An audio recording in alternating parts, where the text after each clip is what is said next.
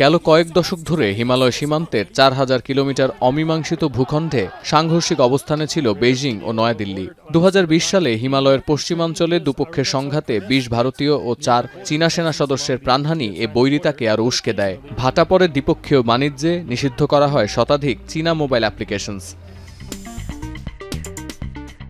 ৬ সপ্তাহ আগে এই ইস্যু নিষ্পত্তির বিষয়ে একমত হয় বেইজিং ও নয়াদিল্লি। চীনা পণ্যের ওপর যুক্তরাষ্ট্রের নবনির্বাচিত প্রেসিডেন্ট ডোনাল্ড ট্রাম্প যখন অতিরিক্ত শুল্ক আরোপের ঘোষণা দিচ্ছেন, ঠিক তখন ৪ বছর কোন্দল ভুলে যাওয়ার সিদ্ধান্ত নিয়েছে চীন ও ভারত।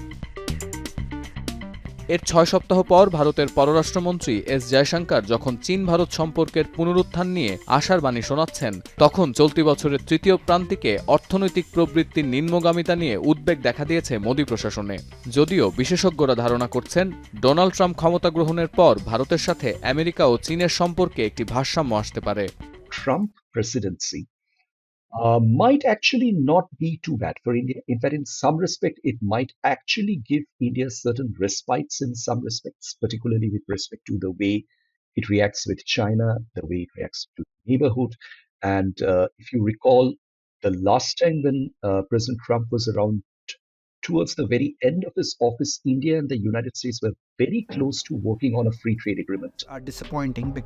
রয়টার্সের তথ্য বলছে, জুলাই থেকে সেপ্টেম্বর পর্যন্ত বিশ্বের পঞ্চম বৃহত্তম অর্থনীতির দেশ ভারতে অর্থনৈতিক প্রবৃদ্ধির হার ছিল ৫.৪%।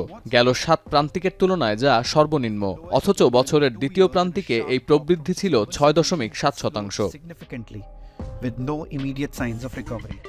একটি দেশের শিল্প খাতে উৎপাদিত পণ্য বা পরিষেবার মূল্য পরিমাপের ধারণাই হচ্ছে গ্রস ভ্যালু অ্যাডেড বা জিভিএ। দেখা যাচ্ছে তৃতীয় প্রান্তিকে ভারতের গ্রস ভ্যালু অ্যাডেড বা জিভিএ ছিল ৬.৫%, যা গত প্রান্তিকের চেয়ে ১.২% কম। অর্থনৈতিক বিশেষজ্ঞদের আশঙ্কা, সামনে আরও কঠিন পরীক্ষা অপেক্ষা করছে ভারতের সামনে। উৎপাদন খাতেও ব্যাকফুটে এশিয়ার অন্যতম এই পরাশক্তি। সেখানেও প্রবৃদ্ধি ও উৎপাদন সক্ষমতা কমেছে ৪.৮%।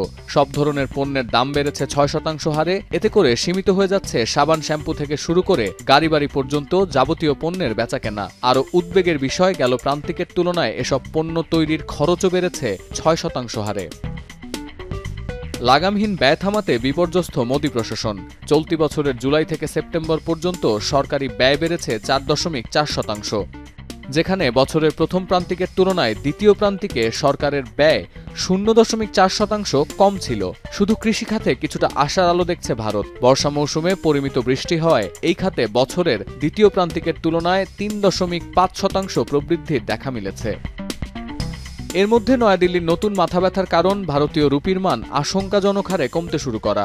ইতিহাসের যে কোনো সময়ের তুলনায় ডলারের বিপরীতে ভারতের রুপির মান নেমেছে সর্বনিম্নে।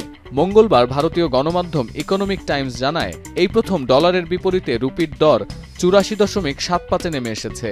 ভারতের কেন্দ্রীয় bank reserve bank of India রাষ্ট্রীয় ব্যাংকগুলোর সহায়তায় ডলার বিক্রি করে বাজার থেকে রুপি তুলে নেয় দরপতন কিছুটা কমলেও রুপির ধারাবাহিক দরপতন নিয়ে ব্যবসায়ীদের মধ্যে উদ্বেগ আরও বেড়েছে। সতীর্থ কর্মকার, এখন বিশ্ব। একনল হ্যান্ড ওয়াশ ১০০% প্যারাবেন ফ্রি, তাই নিরাপদ হাতের জন্য আস্থা রাখুন একনলে।